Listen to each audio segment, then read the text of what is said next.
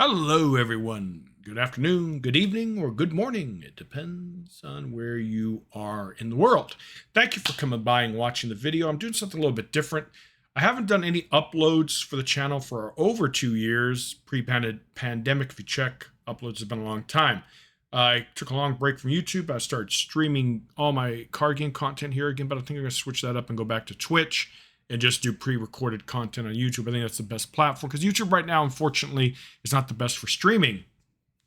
The visibility is non-existent, and unless you're a big channel, you're never going to get a lot of views. But, well, besides the point, let's get into the theme of this. There's a lot of things going on with DC Dual Force right now. Obviously, it went from closed beta to open beta, and there's been some turmoil or a lot of heat around that, and I'll explain that. Plus, we'll get into what this video is all about, the latest news with Blue Beetle Season Pass. Let's go. All right, first things first, let me tell you a little bit about me. I'm a PC gamer, obviously, been for years. I've tested a lot of early access beta games over the as a PC gamer, not so much on consoles, because I don't know, consoles don't usually get them, but they do once in a while. Anyways, so I'm very forgiving in terms of that because I understand what a beta or early access game is. It is literally an unfinished product, tons of bugs, and features are missing or not working correctly. That's what betas are for, to test it. Now, there's been a lot of heat from the translation from closed beta to open beta for DC Dual Force, and I can understand some of the frustrations on that, especially if you're a free-to-play player. They could have handled it a little bit differently, I think, but I think it comes into the Season Pass. They wanted to launch the daily rewards and Season Pass at the same time, because honestly, it's mid-July, so it makes absolutely no sense to release a Season Pass in the middle of the month, because people who do pay for the Season Pass, especially, might not have enough time to grind to finish their Season Pass, which could be a challenge, right? Especially if you take a couple of days off or you don't play, for a week, etc. We don't know how the Season Pass, how easy it will be, but usually it's a pretty grindy affair. It's meant for you to play, engage in the game. So I can understand why people are upset, but like from a business standpoint, I can totally understand why the developers did that. You never release a Season Pass mid-month, it's just mid-month, total waste of time and effort. So I can understand why early August, everything's coming for that regards. Now, they could have done was just keep the closed beta going until August, right? Then that way, bam, open beta here. We got daily rewards. We got Season Pass. Here's some collection progression for you guys for free to play. It's awesome, right? I think that would have been a little bit better. But again, I'm a little bit more forgiving because I understand what betas are. I just wanted them to get the game going to where you can work on your collection and don't worry about wipes. Because, let's say closed beta was a month or two and you work all that time and effort and everything gets reset. It kind of sucks, right? But anyways, besides the point, just wanted to give feedback on that because I think a lot of people don't fully understand what a beta is, or their expectations are a little bit different. I don't know, each their own. I'm not going to dwell on that too much more. Besides, let's get into the news and some stuff. As we all know, crafting is coming to the game. We do not know when, so I hope that's their top priority. I would say that's probably substantially more important to the user base than ranked game mode. Even though I want the ranked ladder to come ASAP as well, I think ranked is secondary to crafting. Crafting, we got to get it here, so it helps both the paid players and the free-to-play players craft the cards and decks that they want. There's been some balance changes. We're not going to really go over that. If you guys go to the official DC Dual Force, you can see the patch notes from the 14th. Batman was nerfed a little bit, etc. I know there's a lot of heat about balance, especially Wonder Woman, but this is more of a news thing. So this battle pass for next month is featuring the Blue Beetle. It looks like Jaime Reyes is going to be in it, and the second Beetle, Ted Cord as well. So you actually get a preview and some cards. So new cards are coming next month, and we'll take a quick look at that. Let's see what's in store. So just in case you guys don't read the news, but here's the information about the about some stuff. So beta changes, we first want to touch a few changes, make a move from closed beta to open, increase dual cords. You guys just read all this. We're not going to really go in there. I do say though, if you are going to invest a small amount of money, the founders starters bundles and all that are probably a really good investment in the game if you're interested in that. Of course, that's each their own. If you're free to play, that's fine, because the premium bundles and all that, you get a lot of value out of it. These are really good. If you're tight on a budget for the Green Arrow Shazam mini sets, by the way, I love this, especially as me as a paid player. I pay money, invest money into the games I like. I love this for a couple of reasons. One, Hearthstone does have it for their mini sets, but this looks a little bit different from a Hearthstone mini set. This focuses on a collection of cards and as it says, unique leader. So that's great. So let's say Blue Beetle's added and there's a Blue Beetle mini set. I know guaranteed I'll get Blue Beetle rather than opening a bunch of packs and there's a chance. So I really love that. I'll be definitely getting all the bundles going forward and the subscription. Cosmetics, great. I love these new cosmetics that they're adding. We're going to talk about that in a bit too. There's a Wishlist promotion going on. I highly recommend you guys do that. I'll probably put the link in the description just in case you guys don't know.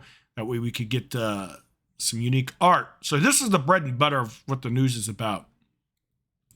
So the gold subscription is currently not available, but beginning in August, which is awesome, you'll be able to buy it. I will be buying that. And then the monthly subscription set, that is the Lifeblood. You could read that. You get 10 boosters by the subscription by default, but as you can see here in the track, you'll even get more. So that's even better. So let's go over all access. So the comics over. Oh, by the way, the weekly comics are great because they. If you guys had seen the beta when I streamed it, you could probably see it in some of the stuff on YouTube if you're interested in. There were promo cards which had Aquaman, which is, by the way, if you finish, you get him for free. If you finish the first comic, he's in it. He's a promo card, right? It also had General Zod. It had Flashpoint Batman. So there's a lot of stuff and incentives for to complete those weekly comics because you're actually going to get rewards. So that's really, really good, just to let you know. Daily rewards, logins, that's going to be awesome. Everyone's going to love that. Of course, beginning in August, we're dealing our reward tracks. Like, again, I can understand from the developer standpoint, never release a season pass mid-month. It makes absolutely no sense. I think what they could have done better to negate the negative feedback that they've been receiving is keep the closed beta for the rest of July and then go into August with open beta with daily login rewards, season track, etc. I think that would have been a little bit smoother and a lot of people would have been happy. Of course, you can never make everyone happy in the world, but at least it would have made more people happy. So as you can see here, silver, you get a random rare, this Jaime Rios Blue Beetle emoji, which is awesome. More emojis, some coins, a card back featuring booster gold. So that's kind of nice because usually these type of, maybe not emotes, but these tend to be on their paid model. So that's kind of good to see. Like, obviously, it's a very small preview of it. And we get for gold members, you get another emoji for Cyborg, which is awesome. This card here is a Blue Beetle character, and I think it says that you draw, or if you play a gold card, you charge your hero, something like that. I'm not sure. It's too small to see, but we can speculate. Another random, and then a Blue Beetle card, Scarab, and then packs and etc. So I can't wait for that. I think it's gonna be really good for the game, and yeah. So let's go over some more news. So yeah, so really good news for free-to-play players, or just not free-to-play, but people in general for account progression. It's coming. Again, they could have handled it a little bit different, but it's all good. And then here's we were talking about a little bit, level up your collection with bundles. It's a good value, especially the leader, the founders premium bundle and the starter. It's just great value for a very good price. It's something you might want to do, or if you kind of hold off, maybe wait for crafting, but it's up to you guys. I highly recommend the bundles, and yeah, you could be a pretty budget player if you're interested in, or free to play if you choose to go down that route.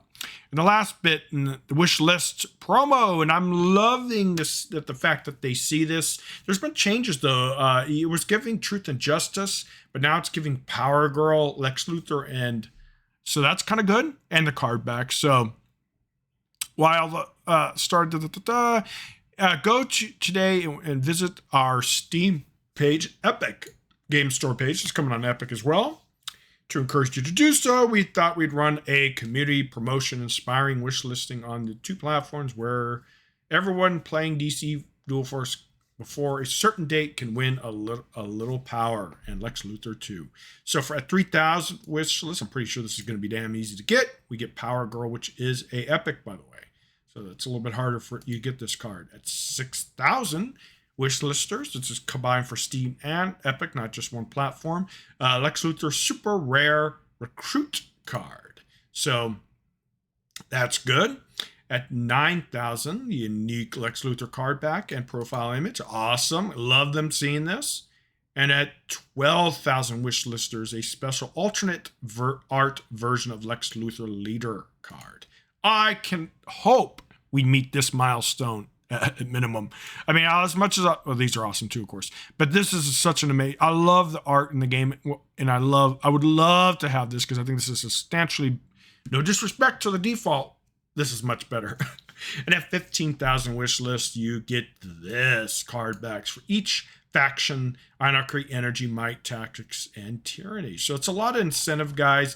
I'll give the link, or just go to DC Dual Force main site under news and you'll see it. Yeah, a lot of good things are coming to the game.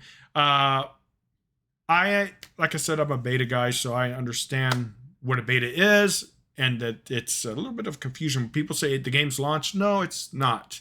It's not officially launched. And what launch is, the official launch of a game is when 1.0 is released, when it's officially a done well, not done. These type of games are never officially done, but it means it's officially launched with all intended features that they want to implement to go, as old saying, gone gold, meaning the game's gone gold, which means it's a finished product in terms of their features that they want to implement the game. So it's a little bit of confusion on that. Open beta, I know it's releases to the masses, but it's not officially in a released game yet. There's a difference between betas, early access, and post-launch. And I think a lot of people get a little confused on that. And I can understand the frustrations, but beta means you get what you get. There's going to be bugs, features aren't working or missing, and you just have to be patient. The whole point of it is for them to get it out there so they can start getting a testing group on a wide margin rather than a very small internal, because internal is never going to do a good job. It's having thousands and thousands of players playing your game. It's the best way, the fastest way to get it fixed. And now I can understand why they didn't release mobile, because mobile gamers are very unforgiving. They don't usually care about news. They don't go to blogs. They don't go read stuff like that. They just see a game on their app stores and they download it, and first impressions are extremely important. Now, you could say the same thing with an open beta, right? But again, people should understand that betas are not meant to be the official launch gold version of a product. So you have to understand that. But no matter what, first impressions are still very important for most people. And like I said, if I was the developer, I would have probably kept the game in closed beta all of July, and then August, the big bam with all the cool stuff that's coming. But honestly, like I said, I'd rather just get everything going so I don't have to worry about my collection being reset or users' collections being reset and go from there. But each their own. But still, DC Dual Force has good stuff coming out. Oh, I gotta forget not to cuss because YouTube doesn't like it. It's a bad habit. All right, guys. I'm not going to re-record just for that because we're done. Take care, and I'll see you next time.